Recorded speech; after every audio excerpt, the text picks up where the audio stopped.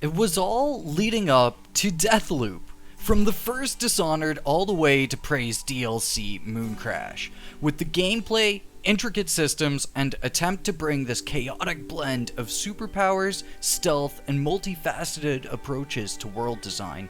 Arkane Studios has consistently brought out some of the best video games in the past decade, and their upcoming game, Deathloop, looks like it'll be joining that list in terms of gameplay, blending in everything from its past entries into this beautiful looking Hitman-styled immersive sim, with a healthy dose of roguelite blended in. Going all the way back to Dishonored in 2012, launched by Arkane Lyon, looping through the game was always seemingly a focus in their design. The chaos system was a genius way of having an evolving world around the player that they could easily track their progress on. Lethal or non-lethal, low or high chaos. The way these playstyles were built into the game systematically led to genius replayability, and even better, a loop that challenges the player to really master its systems to enjoy it in its fullest form. But the game also came with its own unique nuances on how replayability could have a less repetitive feeling to it, in the form of bone charms.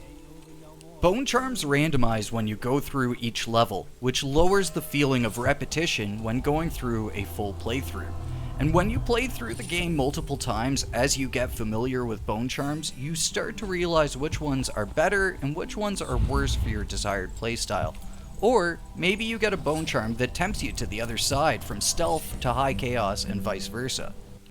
It was a really neat system. You don't see too many video games have this kind of forethought into repeat playthroughs. Then there was the addition of Dunwall City Trials and 2 shorter DLCs that allowed for the player to experience shorter loops that still had a ton of replay value. Right from the get-go with Dishonored, this idea of replayability and looping scenarios has always been an integral part of their game's design.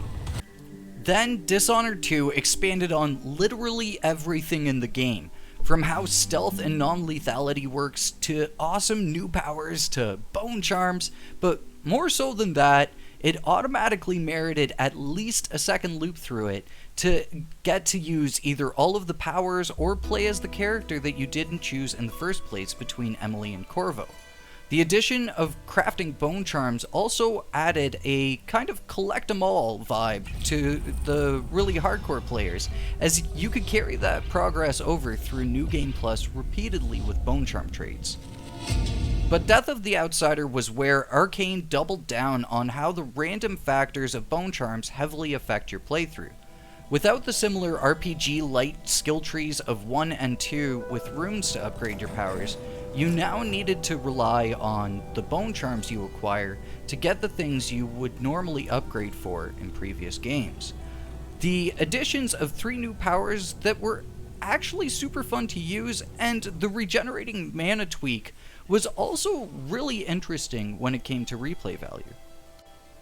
Even though it wasn't the most replayable in the series, it definitely had its own merits.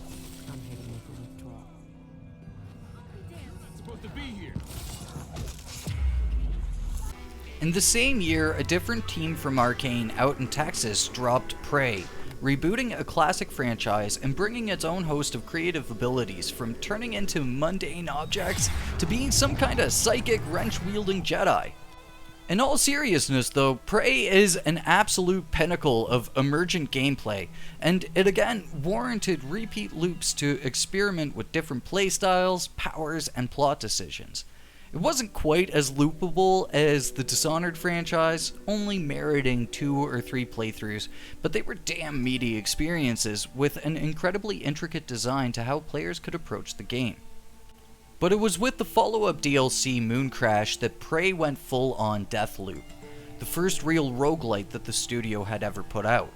Outside of plot similarities, the shifting of genre into roguelite experiences is an interesting turn for Arkane Studios. There are so many gameplay elements that carry on over to Deathloop though, like tiered weapons and the idea of having one perfect run to finish the story. But it's on a much bigger scale here. In Deathloop, you're slated to kill 8 individuals across an island in one day. Fail or die and the day starts over, But if you succeed and take down all 8 targets, you'll get to the bottom of why the loop is happening, and finally be free from it. With each target sporting their own powers, routines, and agendas, taking them down won't be easy, but it will be a great challenge. And Arkane's shown in the past that they're stellar at making games that really challenge you to get better in emergent ways that you probably thought there's no way that will work. Blending in powers from all the previous entries across 2 rival assassins, bone charms re-envisioned as trinkets, the loot rarity from Mooncrash and its roguelite ethos, some radical ass looking weapons, and a world design that has me totally intrigued. Safe to say, Deathloop will be incredibly interesting, from the idea of how crazy high chaos or stealth runs could be, to what speedruns will look like, to the way there's this PvP-light aspect with other characters taking up the role of a counter-assassin to stop the other player's loop in its tracks.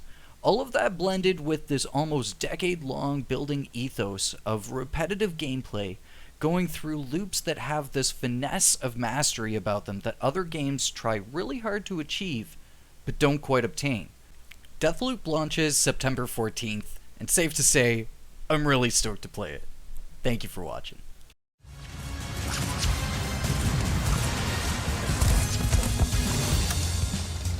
Hello, Blackreed. The other Visionaries and I officially request killing Colt becomes your top priority. Or, in other words, murder the bastard now. Every single person here is out to kill me. It's fun. I've been cutting short your meaningless rampages for some time. It's totally normal. Death is a typical physiological experience in this place. I hate to break it to you, but there is nothing normal about this fucking island. Oh, shit! What? Woo-hoo-hoo. You're gonna give me that attitude?